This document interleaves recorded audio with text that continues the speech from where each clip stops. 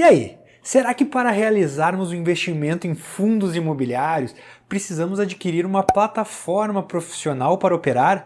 Ou então entender aqueles gráficos mirabolosos demonstrados por vendedores de cursos de day trade que insistem em nos bombardear com posts patrocinados para que compremos aqueles cursos milagrosos? Bom, é isso que vamos ver nesse vídeo, então não sai daí! Fala investidor, tudo certo? Eu sou o Daniel Slokzinski, seja muito bem-vindo ao canal Pouco Importa. E hoje temos o nosso 7º vídeo da playlist Fiz na Prática. Bom, respondendo de forma simples, será que precisamos de uma plataforma profissional ou então entender análise gráfica para que possamos investir em fundos imobiliários? E a resposta é não. Para quem busca investir em bons fundos imobiliários e não apenas especular no mercado, pouca diferença vai fazer se a gente sabe e utiliza a análise gráfica ou então se a gente utiliza uma plataforma profissional que envia ordens com maior velocidade para a corretora. E isso ocorre por dois motivos. O primeiro é que a análise gráfica nada diz respeito aos fundamentos de um bom fundo imobiliário. E segundo, utilizar uma plataforma profissional que execute ordens mais rápida, no máximo pode gerar alguns centavos de benefício, porém no longo prazo isso pouco vai importar, servindo apenas para quem quer operar o curtíssimo prazo como os day traders. Mas só porque você não precisa saber de análise gráfica não significa que você não deva estudar um fundo imobiliário, muito pelo contrário, a gente precisa estudar e muito para descobrir quais são os bons fundos imobiliários que estamos dispostos a investir. Então, além de estudarmos as principais informações e fundamentos sobre um fundo imobiliário, também podemos utilizar indicadores de desempenho para embasar a nossa tomada de decisão. E se você não viu o nosso vídeo do playlist Fiz na Prática sobre indicadores de fundos imobiliários, basta clicar aqui em cima que eu vou deixar no card. E em resumo, a gente gasta bastante tempo estudando um ativo, porém, realizar a compra no home broker ou através do aplicativo é muito simples. Basicamente, a gente possui dois tipos de ordem de compra e de venda. Existem as ordens limitadas e as ordens a mercado. Quando realizamos a compra de um ativo através da ordem a mercado, basicamente estamos agredindo o livro de ofertas e pegando para nós a primeira ordem de venda disponível. Então, para ilustrar, aqui está um exemplo de um book de ofertas, onde eu vou utilizar apenas valores arredondados para facilitar. Veja que basicamente a gente tem o lado dos compradores, que fica no lado esquerdo, e o lado dos vendedores no lado direito. E duas informações para cada lado: a quantidade de ordens num determinado preço. Então, quantidade num determinado preço, certo? Veja aqui, então, no nosso exemplo, existem pessoas dispostas a comprar a R$ 99,00 esse ativo, a R$ 98,00, a R$ 97,00 e assim por diante. Assim como há pessoas dispostas a vender a R$ 100,00, a R$ 101,00, a R$ 102,00, certo? Então, basicamente, quando eu agrido o mercado, eu informo que eu quero comprar a primeira ordem de venda disponível, que no nosso caso são R$ 100,00. Outro ponto que precisamos prestar atenção é na quantidade disponível, certo? Então, como um exemplo, nesse book aqui do lado, a gente tem 50 ordens de venda no book a R$ 100,00, 80 ordens de venda a R$ 101,00, certo? Então vamos supor que eu lance uma ordem a mercado na quantidade de 80. Então o que vai acontecer? Primeiramente, eu vou consumir essas 50 ordens a R$ 100,00 e depois disso eu vou pular para o próximo preço, certo? E executar as outras 30 no valor de R$ 101,00. Ao contrário da ordem a mercado, a ordem limitada ela é bem específica e a gente precisa informar o preço que a gente está disposto a pagar ou vender um determinado ativo.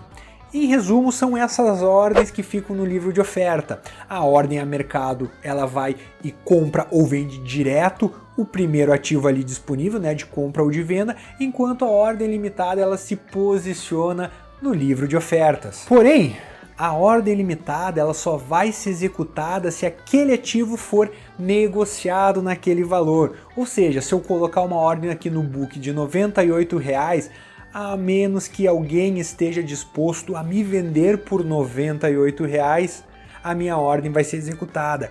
Caso ela não chegue ou passe direto para um valor mais baixo, a minha ordem não vai ser executada, ou também ela pode ser executada parcialmente se não há quantidade suficiente de vendedor querendo vender naquele valor que eu estou querendo comprar. E nesse tipo de ordem limitada, a gente consegue colocar um prazo de validade para expiração da ordem. Ou seja, essa ordem pode expirar no dia, em algum dia programado, ou então a gente consegue colocar até que ela se execute completamente. Resumindo então, a ordem a mercado garante que você irá conseguir comprar o ativo, mas não irá dar garantia em qual valor será executado, visto que a ordem irá consumir as primeiras ordens disponíveis no book de ofertas. E por outro lado, a ordem limitada garante que você vai pagar aquele preço que você especificou na ordem, porém não te dá garantia que você vai conseguir executar essa ordem, visto que